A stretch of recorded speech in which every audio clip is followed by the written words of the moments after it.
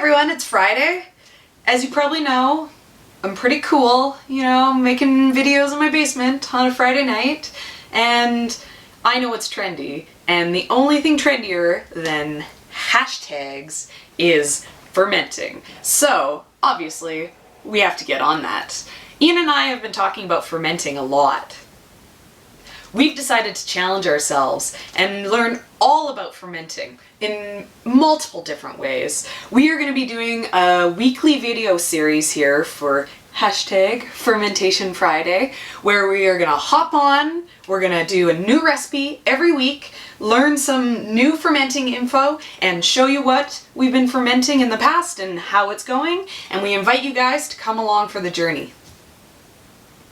I have some experience with canning. I've been doing it for about 15 years now, but I'm also very interested in learning the simplest way to do things. And the more that I've heard about fermenting, the more I've realized that canning the way I've always done it is just taking an extra step. If I really want to strip it back and bring it to the most simple way possible, I have to learn about the more traditional fermenting style of canning. So it seemed like an obvious fit for what we already do. Ian and I also have a cocktail garden, so it seemed pretty logical that we should start making some alcohol to go along with our cocktail garnishes.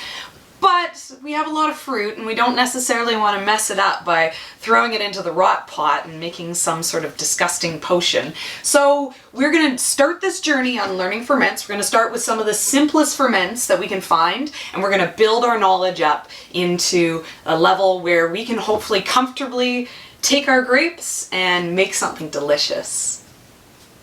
As I've started to look into fermenting, I realized a lot of my favorite foods are actually fermented. Coffee, chocolate, sourdough bread, soy sauce. The list just goes on and on. It's amazing how common fermented foods are once you realize. I've done a few fermenting experiments in the past. One of my first ferments that I did is last year I made a fermented hot sauce, a sriracha, and it is so good. It's so tasty, it's hard for me to actually eat store-bought hot sauce now. I've actually been known to take my hot sauce to restaurants with me, which is a little nerdy, but honestly, after you make a really nice homemade hot sauce, it's hard to go back, and it's totally worth the effort. So that got me really excited about ferments. I've also had some failures, like this special little thing here. I don't know if you can see the lovely yellow hue that it has, but this is not how to do fermenting properly. This is what happens when you read some very basic instructions and then you don't follow them and you're like, yeah, I got this. I know what I'm doing. This is most definitely poison. I need to get rid of this.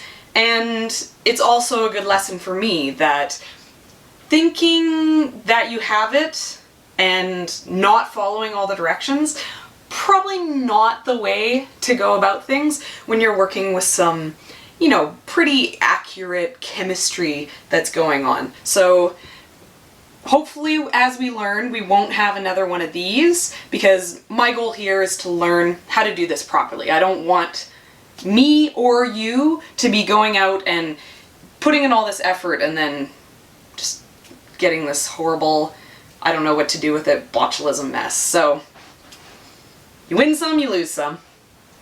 Right now I have another ferment going. We got a really bad bottle of wine. It was halfway to vinegar, so I thought, red wine vinegar, let's go for it. I found a recipe that said that all you had to do was add an active vinegar in just a little bit to kickstart the culture. So we got some living apple cider vinegar. We threw a tablespoon in there and it's been sitting on my counter and it smells really good. Like I can actually smell it coming through the fabric on the top here, and I'm really excited to see how this turns out. This is gonna take our salads to the next level. So to get ready to start this journey, we ordered up some supplies. We got some pH testing strips to make sure that the pickles that we're doing are getting into the right acid level to make sure it's safe so I don't end up with this again. We got a scale to make sure that we're going to be getting accurate measurements on all of our ingredients. And then because I had so little luck with this, and I'm hoping to do some larger recipes, we ordered up a few vessels. These were a little bit pricier than using the jars I already just had laying around, but these are containers that are going to last me for the rest of my life, and hopefully this journey is going to become a way of life for me. And with how beautiful they are, because ferments usually do sit on your counter, I'm excited to have these going. These are going to look great. These are going to be a showpiece to what I'm doing, and every time I see them, I'm going to be excited about it. The first ferment that we're going to begin with is kombucha. Kombucha is a fermented sweet tea drink.